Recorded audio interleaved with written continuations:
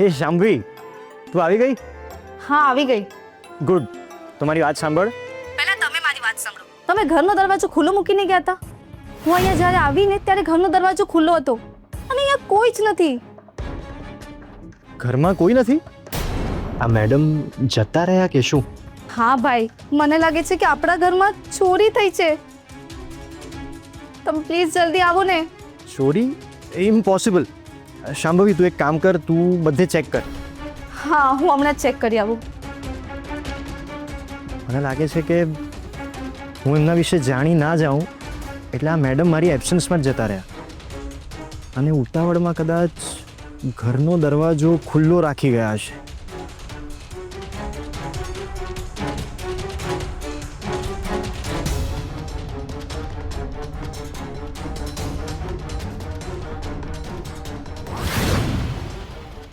Hello ભાઈ, હા હા બોલ. ઘરમાં તો બધું બરાબર છે. એવું લાગતું નથી કે કઈ અહીંયા ચોરી વોરી થઈ હોય. મેં તને કહ્યું તું ને. તો પછી ઘરનો દરવાજો ખુલ્લો કેમ હતો? એ હું તને આવીને કહું છું. Okay fine. બાય.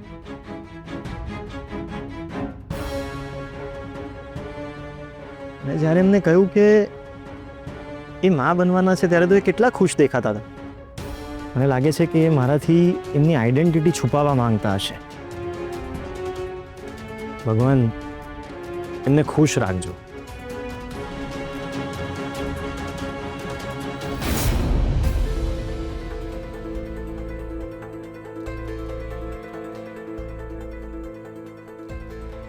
મારી ક્યાં ભૂલ થઈ? મને તો એ જ નથી સમજાતું.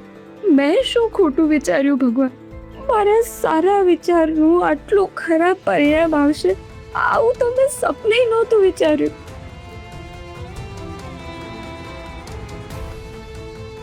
મને લાગે છે ક્રિશને આ વાત કહેતા શરમ આવે છે, પણ મારે તો આ વાત કહેવી જ પડશે. શૌર્ય સાથે હું એક નવું જીવન શરૂ કરીશ. બસ આ જ સપનું જોઈને હું આ ઘરમાં પાછી આવી હતી, પણ એ પણ રાધાના કારણે પૂરું ના થયું. મેં અને ક્રિશે અઢળક વાર રાધા અને શૌર્યને સાથે ફરતા જોયા છે. મમ્મીજી, હું અને શૌર્યભાઈ માત્ર ને માત્ર તરનાથ ફુવાને શોધવા માટે અને મીતા ફોઈને ન્યાય અપાવવા માટે જ સાથે હતા. બીજું કંઈ નથી. તો પછી આ શું છે?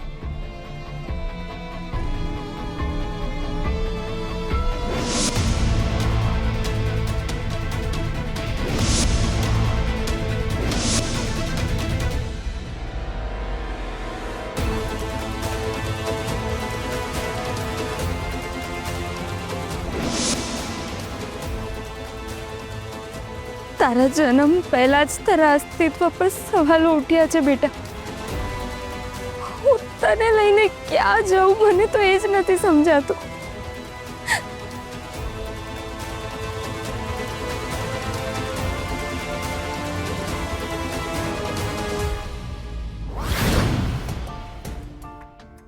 નીલા, નીલા શું થયું? તું રડે કેમ છે? નીલા, આજ સુધી એવું નથી થયું કે તે મારાથી કે મેં તારાથી કોઈ વાત છુપાવી હોય. પ્લીઝ મને કે તું રડે કેમ છે? શ્રેયાનો ફોન આવ્યો હતો. એને રાધા સાથે વાત કરવી છે. તો તે એને સમજાવી નહીં? મેં એને સમજાવી, પણ એ જીદ લઈને બેઠી છે કે મારે રાધા કાકી સાથે વાત કરવી છે. મેં કહ્યું કે હું થોડી વાર પછી વાત કરાવું છું. તો કે ના, એ વાત નહીં કરે ત્યાં સુધી હું તમારી સાથે પણ વાત નહીં કરું. એમ કરીને ફોન મૂકી દીધો. તું ફરીથી ફોન કરવો હતો ને? મેં કર્યો, પણ મમ્મીએ કહ્યું કે એ રડતા રડતા જતી રહી અને દરવાજો બંધ કરીને બેઠી છે. એ કહે છે કે રાધાનો ફોન આવશે ને તો જ હું વાત કરીશ. હવે હું રાધા સાથે કેવી રીતે વાત કરાવું? એક કામ કર, એકવાર રાધાને ફોન કરીને જો. મેં કર્યો, એનો ફોન સ્વિચ ઓફ આવે છે. અરે એકવાર ફરીથી કરીને જો.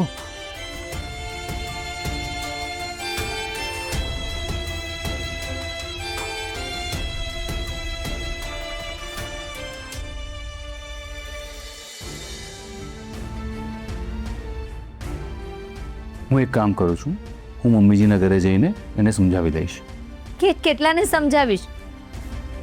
તમે લોકોએ રાધાના ચરિત્ર પર જે કીચડ ઉછાળ્યો છે ને, એ પછી એ તમને ક્યારેય માફ નહીં કરે. એ કહેતી રહી કે એ નિર્દોષ છે, પણ તમારામાંથી કોઈ પણ એની વાત સાંભળવા માટે તૈયાર નહોતું. એકવાર શૌર્યને અને રાધાને સાથે બેસાડીને ચોખવટ તો કરવી હતી. પછી જો તમને એવું લાગે કે રાધામાં કંઈ દોષ છે તો અત્યારે જે નિર્ણય લીધો એ પછી પણ લઈ શકત ને. રાધાને ઘરમાંથી કાઢી મૂકવાનો નિર્ણય મારો નહોતો. પણ એમાં તારી સહેમતી તો હતી ને. એવું નથી. જો એવું નહોતું તો પછી વચ્ચે પડીને સાચું શું છે એની ખાતરી તો કરવી હતી. મોટા ભાઈ તરીકે કોઈની સાથે અન્યાય ન થાય એની જવાબદારી મમ્મીજી જેટલી તારી પણ છે ને. પેલી કિયારાએ રાધાને ધક્કો મારીને ઘરની બહાર કાઢી મૂકી અને તું જોતો રહ્યો. ભરી સભામાં દ્રૌપદીનું વસ્ત્રાહરણ ભલે દુશાસને કર્યું, પણ એ સભામાં બેઠેલા પિતામહ ભીષ્મ પણ એટલા જ ગુનેગાર છે જેટલો દુશાસન. આજે શ્રેયાએ ખાલી રાધા સાથે વાત કરવાની જીદ કરી છે. કાલે એમ કહેશે કે મારે રાધા કાકીને મળવું છે, તો તું એને શું કહીશ? એને કઈ રીતે સમજાવીશ? છે કોઈ જવાબ તારી પાસે?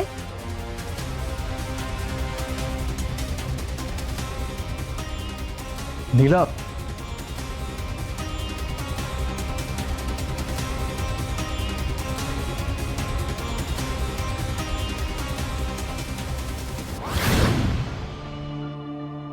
રાધા, મારી વેલેન્ટાઇન બનીશ? હા મિસ્ટ્રી, હું આખી જિંદગી તારી જ બનીને રહીશ.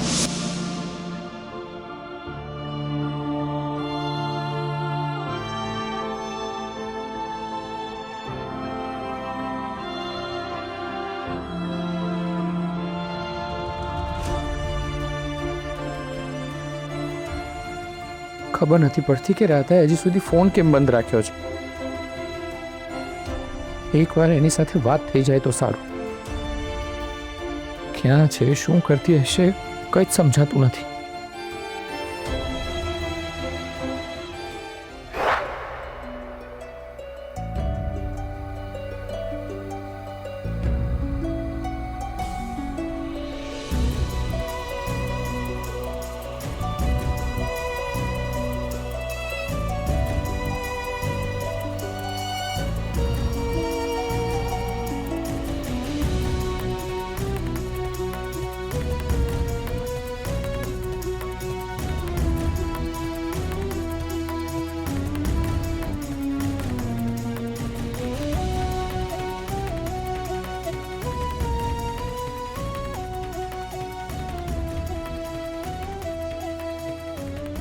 હમણાં સુધી જે મારી વાતો સાંભળવા માટે આતુર હતો એ હવે મારો ફોન પણ નથી ઉપાડતો.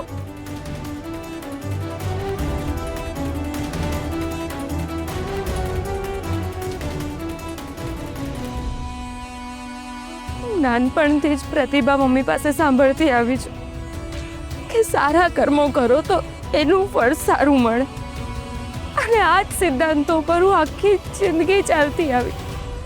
બધા માટે આટલું સારું કર્યું છતાંય મારા ભાગે તો દુઃખ જ આવ્યું. હું તો જન્મી છું ત્યારથી દુઃખ ભોગવતી આવે છું, એટલે હવે મને તો ટેવ પડી ગઈ છે.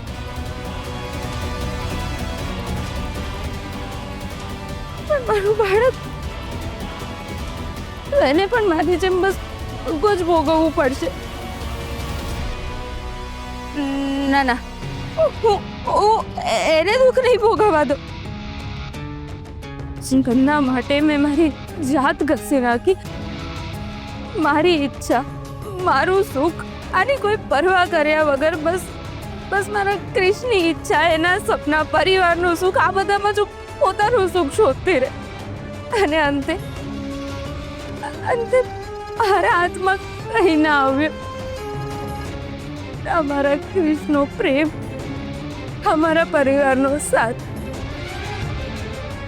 જેમના માટે મેં મારું સર્વસ્વ દાવ પર લગાવ્યું, એ લોકોએ મારા પર આવું લાંછન લગાવ્યું.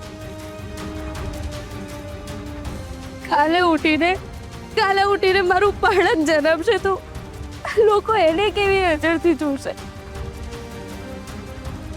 મેં તો આ બધી પીડા સહન કરી લીધી, પણ હું નથી ઈચ્છતી બાળક પર કોઈ લાંછન લગાવે એને આ બધું સહન કરવું પડે. તમે માં બનવાના છો. રાધા સરપ્રાઈઝ. અરે ક્રિશ, આ બધું શું છે? આટલા બધા રમકડા કોના માટે લાવ્યો? કોના માટે એટલે? કમાલ કરે છે, આપણા બાળક માટે જ હોય ને. ક્રિશ, તું પહેલાં ખાતરી કરી લેજે કે રાધાના પેટમાં જે બાળક છે એ તારું જ છે કે પછી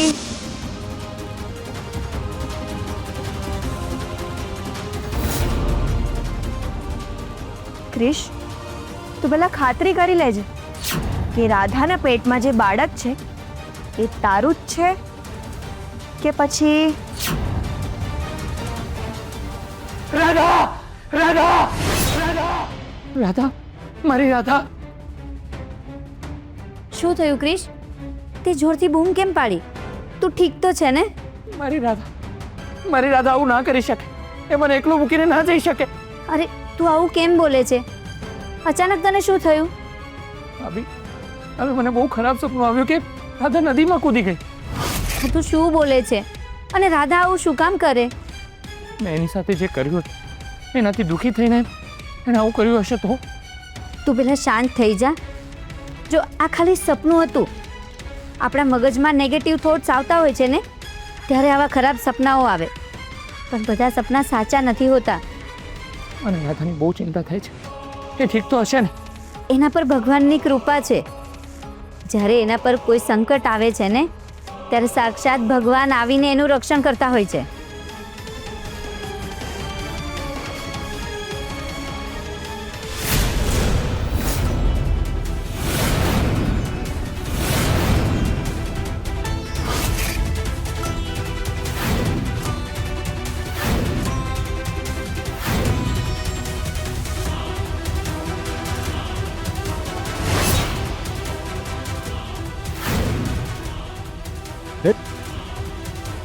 આ તો એ જ મેડમ છે.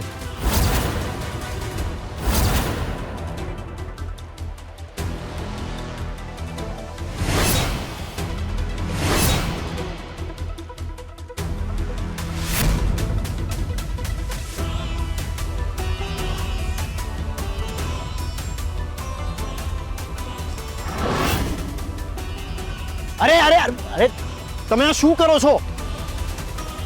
છોડો મને, મારે નથી જીવવું, મને છોડો. પહેલા તમે મારી વાત સાંભળો, પછી તમને જે પણ યોગ્ય લાગે એ કરો. હવે મારે કંઈ નથી સાંભળવું. હવે હું સાંભળીને થાકી ગઈ છું. હવે મારામાં હિંમત નથી. મને જવા દો. તમે મારી વાત સાંભળો, તમને તમારા બાળકના સમ છે.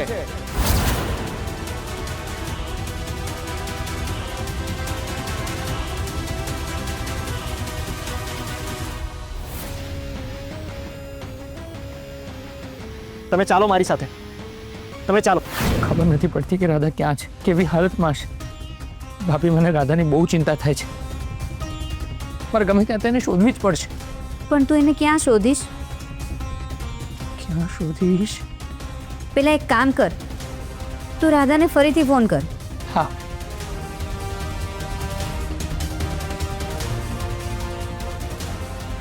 ભાભી, ભાભી, રાધાનો મિસ કોલ હતો.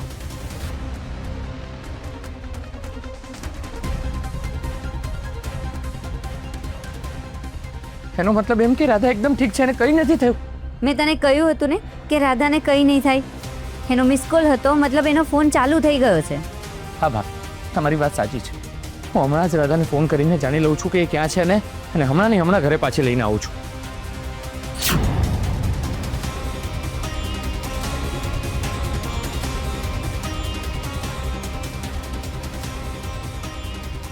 એકવાર રાધા સાથે વાત થઈ જાય ને તો સારું.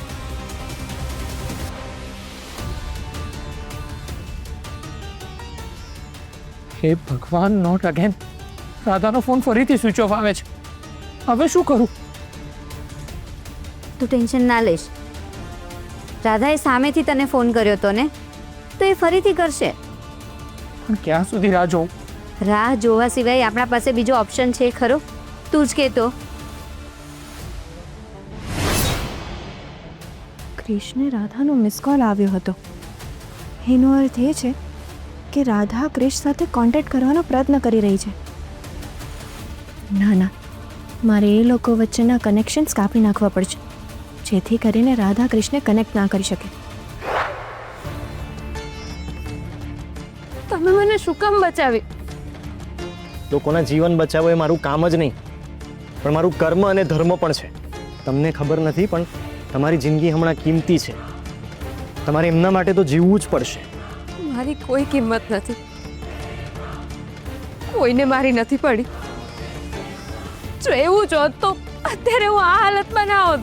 જીવનમાં ઘણીવાર એવી પરિસ્થિતિ આવી જતી હોય છે કે લોકોને આપણા માટે ગેરસમજ ઊભી થાય, અને જ્યારે આપણા લોકો સાથે મનદુખ થયું હોય, ગેરસમજણ ઊભી થઈ હોય ને, તો સાથે બેસીને ચોખવટ કરી લેવાની.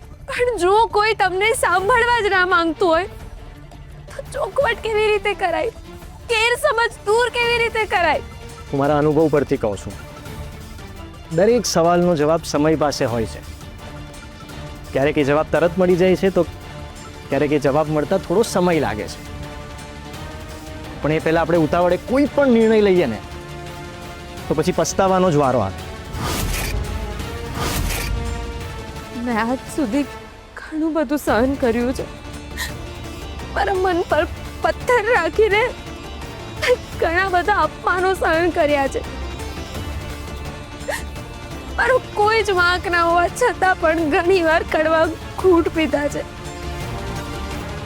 અત્યારે પણ મારો કોઈ જ વાંક નહોતો, છતાંય મારા પર આટલું મોટું લાંછન લગાડી મારા ચરિત્ર પર શંકા કરી. આવી હાલતમાં મને આમ રજળથી મૂકી દીધી. જેના પર મેં મારો જીવ લગાડ્યો એમને જ મારી નથી પડી, તો પછી આવી રીતે જીવવાનો શું અર્થ છે? દરેક તકલીફનું સોલ્યુશન જો મોત જ હોત, તો પછી આ દુનિયા કેવી રીતે? તમને કદાચ ખબર નહીં હોય, પણ મારા જીવનમાં મેં લોકોને જિંદગીની ભીખ માંગતા જોયા છે.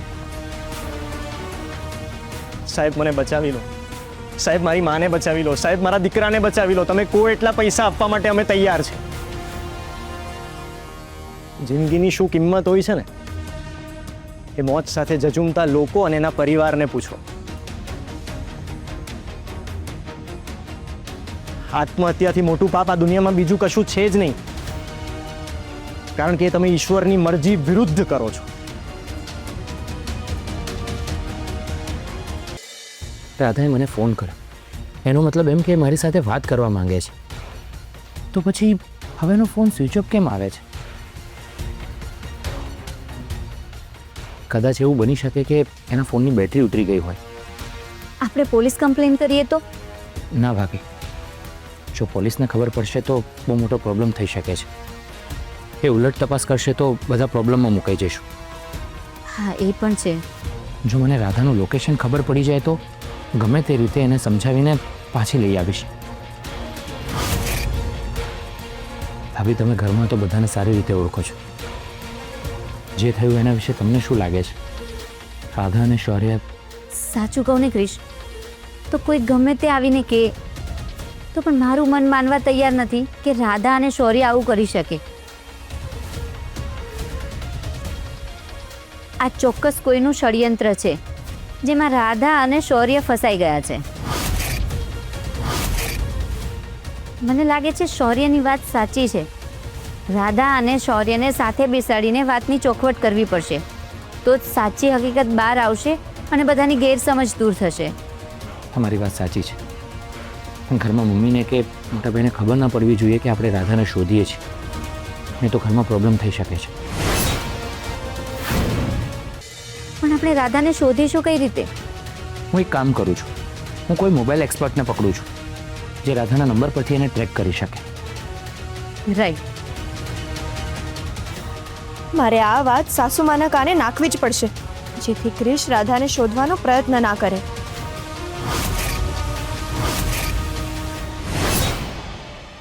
તમે તમારું અપમાન સહન નથી કરી શકતા, તો પછી પરમેશ્વર કઈ રીતે સહન કરશે? તમે મરીને એની પાસે જશો તો એ તમને સવાલ નહીં પૂછે? આ બધી વાતોથી હવે મને કોઈ ફરક નથી પડતો. મેં નિર્ણય લઈ લીધો છે, પ્લીઝ મને જવા દો. છતાં પહેલા એકવાર મારી વાત સાંભળીને જાઓ. હવે મારે કંઈ નથી સાંભળવું. તમારે સાંભળવું જ પડશે. તમારો મારા જીવન પર કોઈ અધિકાર નથી, એટલે તમે મને મરતા પણ નહીં રોકી શકો. જવા દો મને.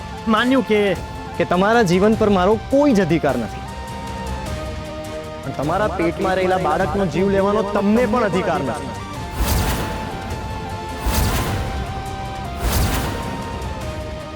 તમારે આત્મહત્યા કરવી હોય ને તો કરો, પણ એ પહેલા બાળકનો જન્મ થવા દો, પછી તમને જે યોગ્ય લાગે એ નિર્ણય લો.